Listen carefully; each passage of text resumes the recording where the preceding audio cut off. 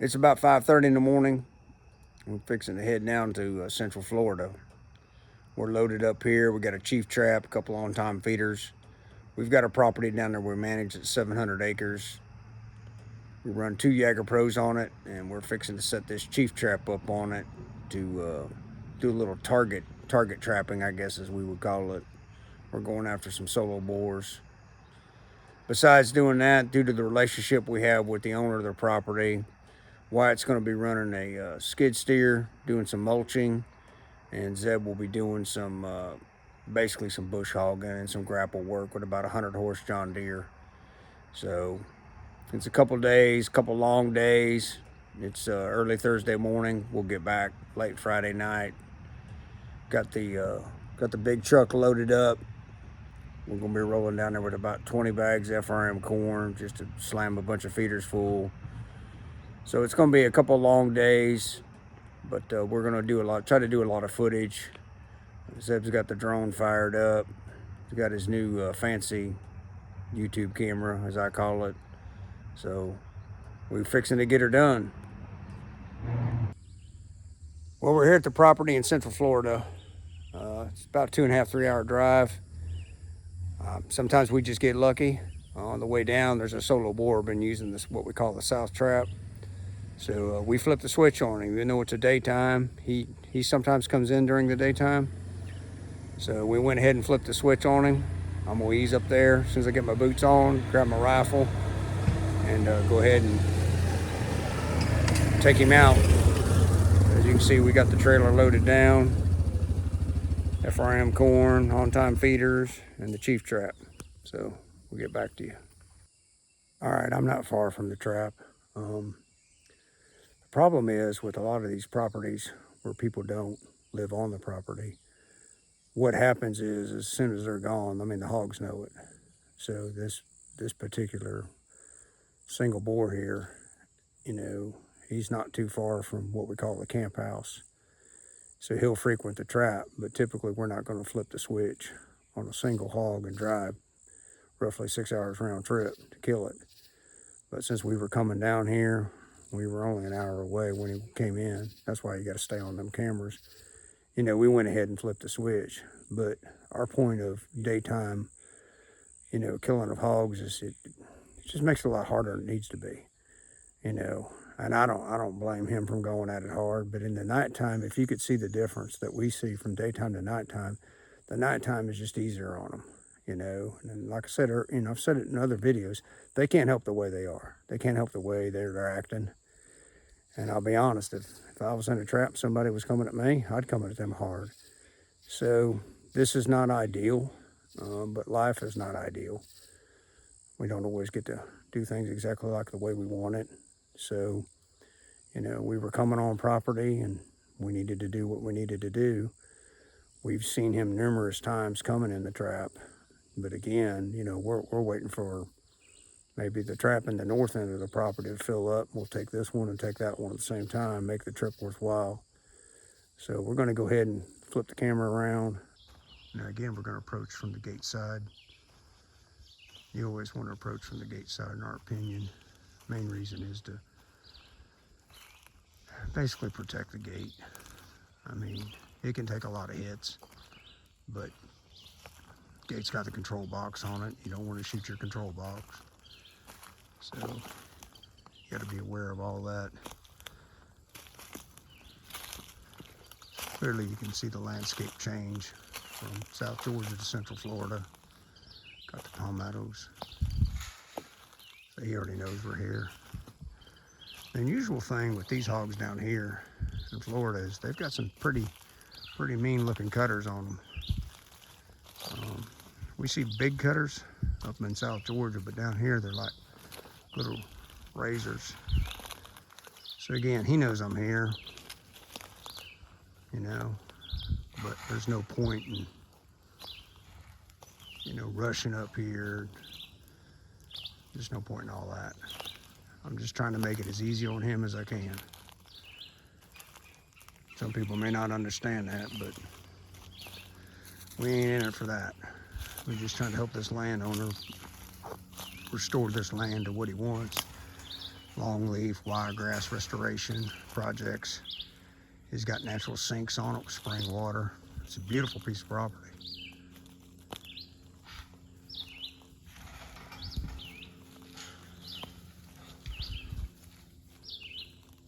Again, they don't have real good eyesight, but he knows I'm not a friend. We don't see typically real big hogs down here either. They don't have a lot of food down here. This property does, got a lot of acorns. So we designed this trap, left that big old log in it. There's your old Jagger Pro.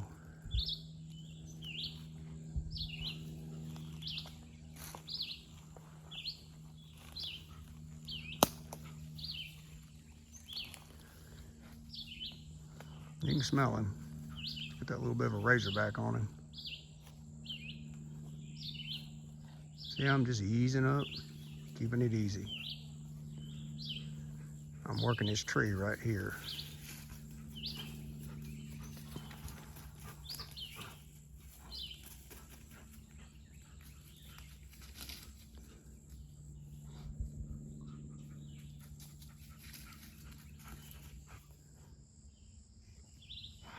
We like leaving trees, anything inside a trap. Makes them a lot more comfortable, gives them something to kind of hide behind.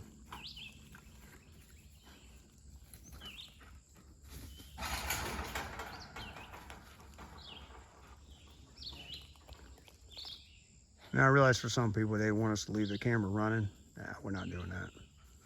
I mean, I've shot them, on video before at night, but so he's popping his teeth. It's kind of a defense mechanism. Again, he's not a very big boar. He's probably got some decent cutters on him. But anyway, I've shot him at night just to show the difference, of how calm it can go, and that's what we're looking for. Quick and fast and easy on them. We'll get back to you. All right, we got him down. So for some of you may not understand, I think some of us are blessed to have lived a life of color. I've lived a life of color. And that means you've seen a lot of things, the good, the bad.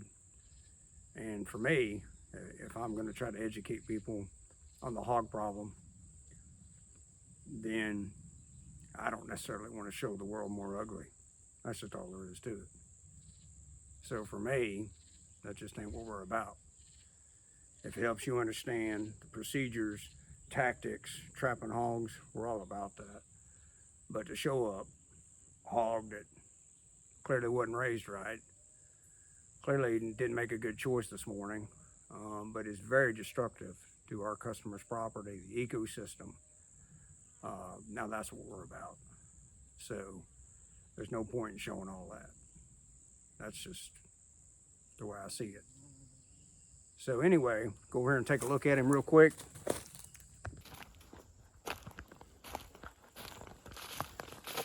He's just a young boar.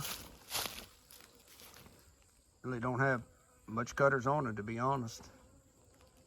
Get that little razor back going on him. But you can see just in the hour it took us to get here, he did some landscaping for us. But yeah, we built this trap about a year ago. Wyatt come in here with a skid steer and a mulcher, and he literally just mulched me a spot. And so we threw up an on-time feeder. Got a mine camera going. Got an ice camera over there going. Now, part of what we're going to be doing the next couple of days is we're actually swapping out to a 4-leg on time with a 55-gallon drum. We need to be able to push more corn. The landowners, deer and turkey, are just staying in here nonstop. We've counted as many 10 deer in here in the evenings. And so we're not able to keep enough corn on the ground to actually keep hogs. So we're going to be swapping these feeders out, 2 different traps. While I'm doing that, boys are going to be mulching and chainsawing and all that kind of stuff. So anyway, so hopefully this kind of turned out good for doing some videoing.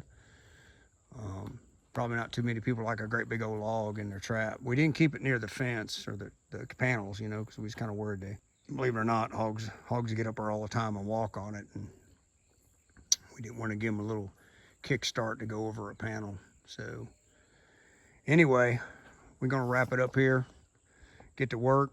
This video here has absolutely nothing really to do with hog trapping, but it's more kind of like a educational lesson on people like myself and others who spend a lot of time in the outdoors, in the woods. On this particular property, roughly a year ago, the boys and I were down here working. Routinely, we are bitten by ticks. I grew up with ticks. Then ticks kind of changed. Lyme disease came along. Somewhere along the line, there was a memo came out about, you know, super hybrid turbo ticks that, you know, are fueled by nitrous oxide. So I didn't think much about getting bit by the tick. It is what it is. So a buddy of mine died in Texas, rode my Harley over there, went to his funeral, come back, long trip back, felt pretty bad. A lot of flu-like symptoms, fever, body aches, sweating. On a Wednesday, came back on a Sunday. On a Wednesday, I was loading a trap to a customer, sold a Jaeger Pro trap too. Cut my finger, couldn't stop it bleeding. Just would not stop bleeding. That should have been a sign, but I didn't really look at it that way. So kept trying to work, felt bad. Sunday, a week later, rolls around, 2 o'clock in the morning. My head feels like it's gonna explode. I mean, my bride, she was sleeping on the sofa, thought I had like a virus, a bug or something. So anyway, she carried me to a big hospital. Thank God for that. Got an infectious disease doctor in there, and of course I thought it was some kind of a, you know, hog related thing. Hogs got a lot of diseases. And the doctor just kept pointing towards a tick bite. So they were able to look at the timeline. I was only lacking one symptom, but they said if I took the test, by the time they got the results back, I'd be done, dead. So basically, they went at it like it was a tick bite, which it turned out it was a tick bite. I was infected with this, God knows I can't spell it, rickettsiosis, and I may even be saying that wrong. And a lot of antibiotics. I mean, I felt bad. So then they started talking about a thing called alpha-gal syndrome, which I had no clue what that was, never heard of that. And so basically, from rickettsiosis, I contracted alpha-gal syndrome. Alpha-gal syndrome is becoming more public, more known, but it's still not out there. It was more confined to the southeastern United States. Now it's spreading. So alpha-gal syndrome makes you allergic to anything to do with mammals. So hogs, deer, you know, beef, anything like that. And it can get as crazy as smelling bacon cooking will put you down. Gelatin, leather belt, leather boots, sweating into it. The reactions can be swelled up lips, diarrhea, you name it. It's crazy. People magazine did an article on it. I know of one lady in Missouri that's contracted it. So it's making its way and it's growing. So now, standard procedure, I carry an EpiPen everywhere I go. It is what it is. I haven't eaten any deer or hog in over a year. Never was too big on beef. I still handle hogs. I wear gloves. Still butcher deer, wear rubber gloves. To my knowledge, I've never had a reaction, but I've tested twice now, and I'm still positive for alpha-gal. There is no cure. There's some little needles they can put in your ears that kind of tricks the brain, and the lady I know in Missouri's had some luck with that. But it's serious junk. But unfortunately, when you contract something like that and you try to tell other people, that it ain't gonna happen to me. If I knew about alpha-gal syndrome, I'd have done tick prevention. Never did. So I'm gonna step back a little bit, and we have these things that we wear on our legs now by a company called Limeys. I don't work for them. They didn't send me their product and ask me to try it. The landowner here wore them. So when I'm here working, I wear them. I wear them other places where we have a lot of ticks. I like the product. I wish they were a little bit more durable. In the underbrush in South Georgia, they kind of want to come off your legs, but they're treated with a chemical, and then they've got this funky design where the ticks get up in there and they get all twisted up, don't know where they're at, and then I guess the chemical gets them and it nukes them. Done deal. Still doesn't stop a tick from, you know, getting on a leaf or something and getting on you. They didn't stop that. But alpha-gal syndrome, it's the real deal. I mean, the real deal. I mean, I'm good with it. It is what it is. I don't know. I mean, I don't want to say. I mean, I got it. It is what it is. But I look at it this way. You know, I got it working with the boys. That ain't such a bad thing. So it's kind of a good for a bad, you know. So yeah, it's a bad thing, but I was working with my boys when I got it. So it is what it is. But I've kind of navigated around it. Eat more chicken now, eat more fish. Like I said, never was big on beef anyway.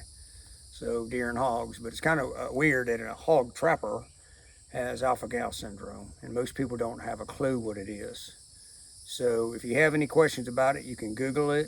The Center for Disease Control has got a rickettsiculosis stuff information. Technically, it's called the Lone Star tick, which I don't think that really ties into Texas, but it is a real deal.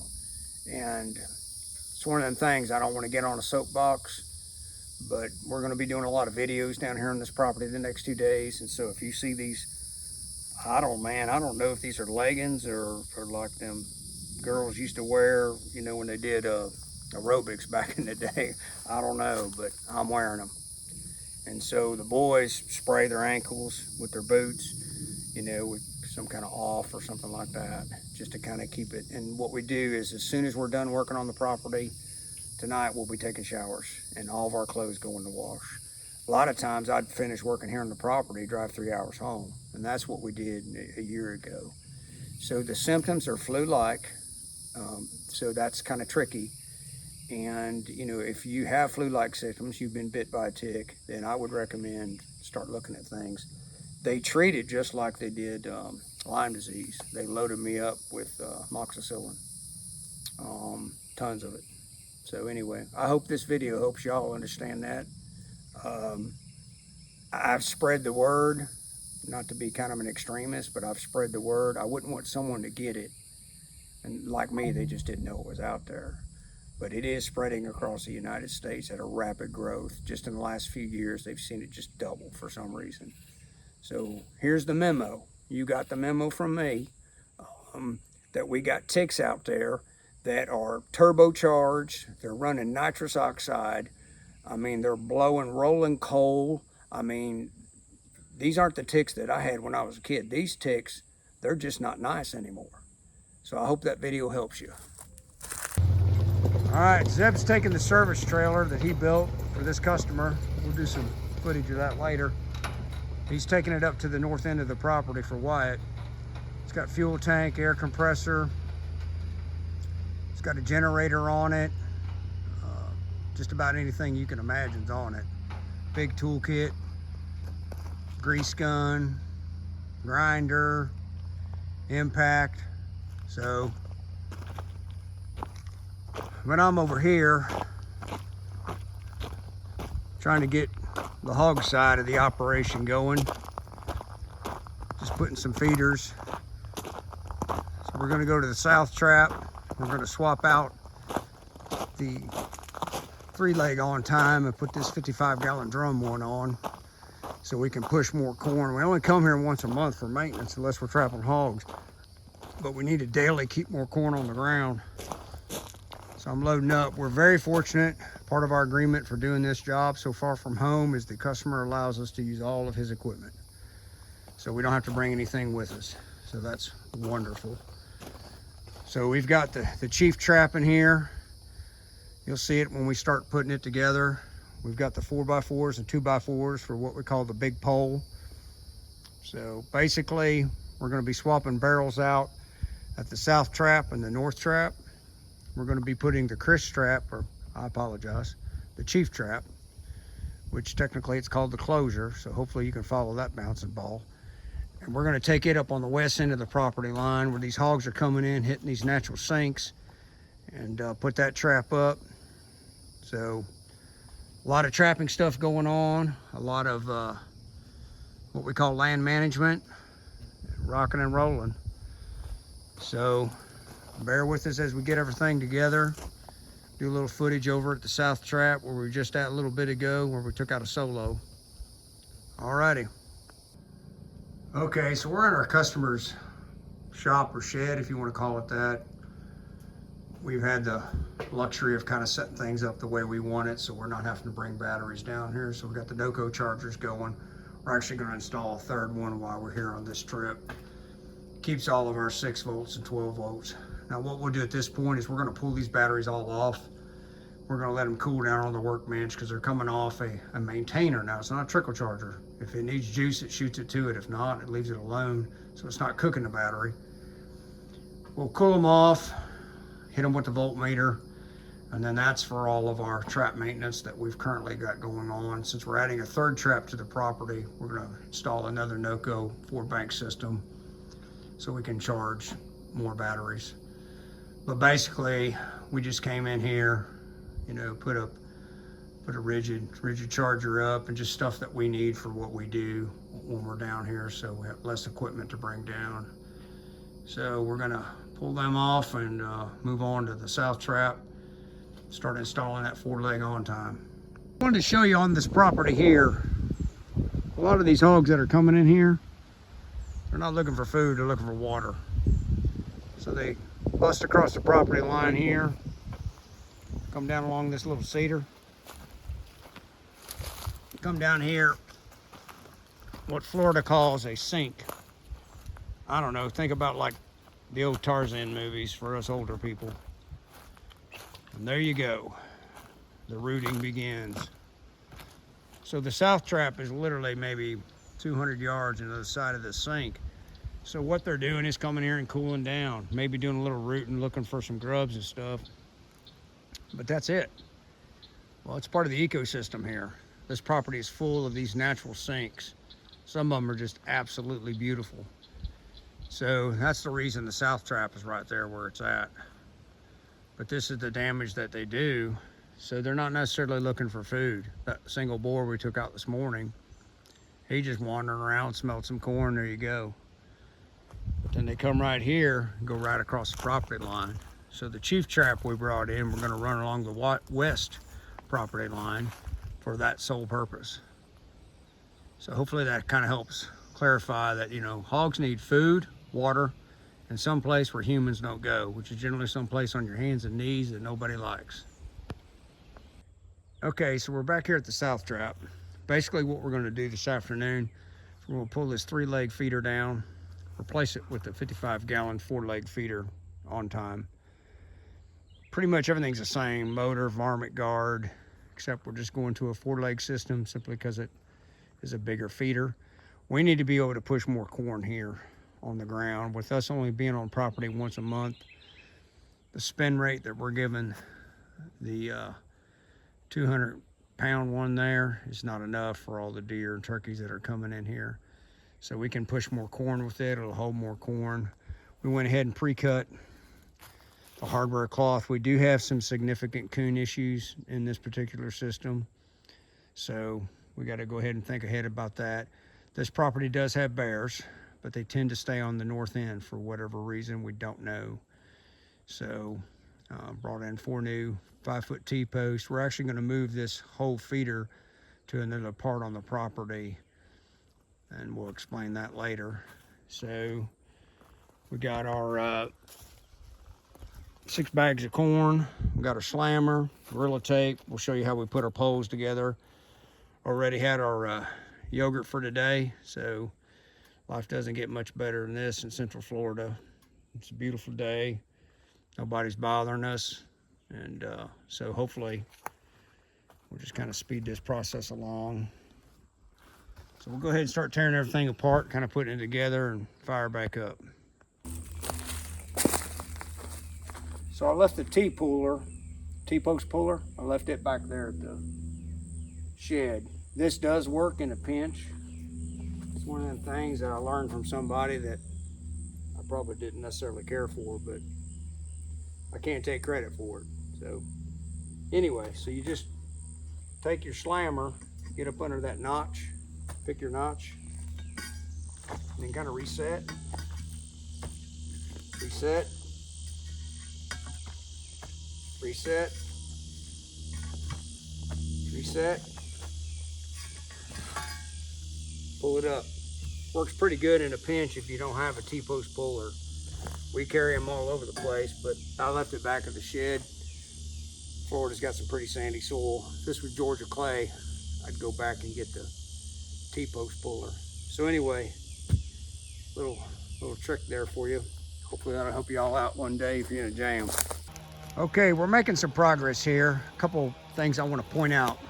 When you're putting these legs together, especially when you're working by yourself, just take a little Gorilla Tape, wrap around these joints, okay? What'll happen is, inevitably, you will,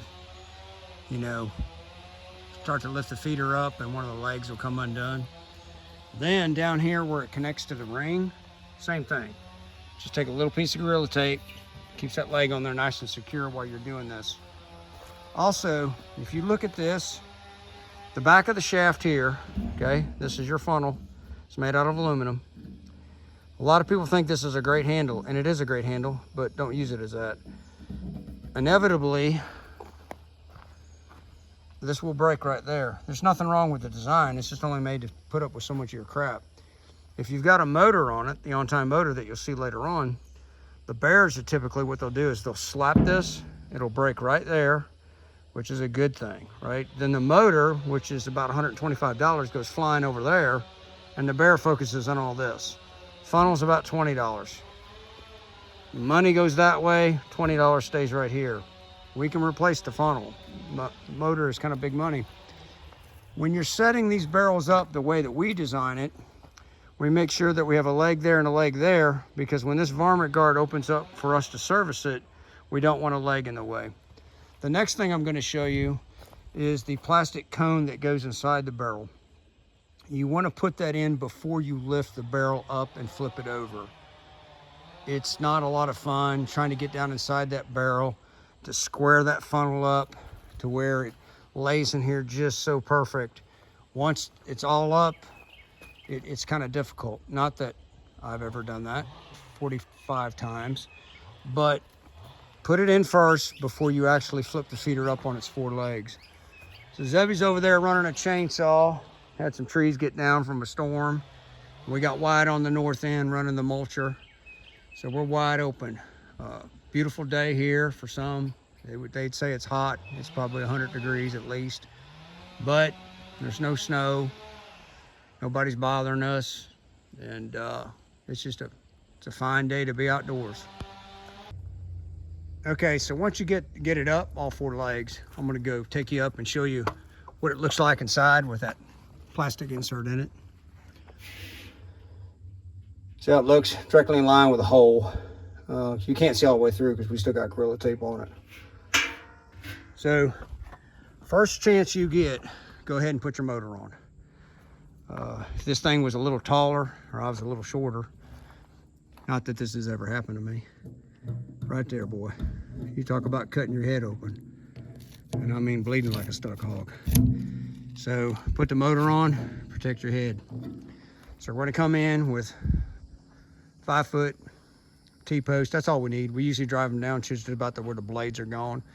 Gorilla Tape them. We move a lot of stuff. So again, we're looking at camera angle here. Okay, so we want those 2 legs kind of in line with each other.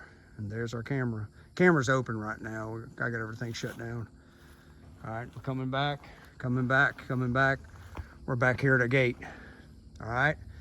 Typically, I wouldn't like that tree that close to a feeder. That just means, hey, squirrel, come hang out with me. But we got a big galvanized lid and pretty much metal barrel, metal lid, varmint guard, hardware cloth. I wouldn't say it's squirrel proof, but it's pretty close. Squirrels ain't got nothing better to do but lay around here and think about how to get in there and get that corn. So we're fixing to drive these T-posts in. We're going to Gorilla Tape it, put the motor on, varmint guard, fill it with corn, go ahead and do maintenance while we're here, and then we're gonna head up and start installing the chief trap.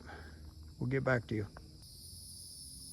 Okay, we just got the motor mounted, and the directions for the on time, this is a digital elite motor, so it's a digital motor. It's all we use are the digitals. We've never used the solars or any of the other motors. This is the digital elite. I think we have 36 on-time feeders in 3 states running. So directions say a distance, you can measure it. Typically, we just say about a pinky width, give or take. If you got a great big pinky, then you might want to measure it. We use these. I've carried a Gerber multi-tool since 1993. That tells you how old I am. Works perfect. Just tighten them up a little bit, snug them up. You won't need it on this thumb screw in the front. Now it comes with little Allen screws. We took those out the other day. We put this together. This just makes it easier on us. Sometimes if you don't want to do that, then just tape your Allen wrench to the side of your barrel. All right, so we're going to start putting T-post in and varmint guard and keep going. Okay, so we got her up. Got the 4 T-posts in. Feeder's completely full, so we were only able to hold 4 bags of corn. Now we can hold 6 bags of corn. We did increase the spin time. The on time, you can spin at 100, 75, 50%, and then any kind of spin times you want, seconds, whatever, multiple times a day. So really like that. Put our logo up there. Hopefully if it's straight, so the boss don't fire me. But just kind of walk up here on the ladder. We'd like to put the ladder kind of right alongside. If you have that ladder shift on you, you might get shish kebab by one of them T-posts, and that probably wouldn't be good.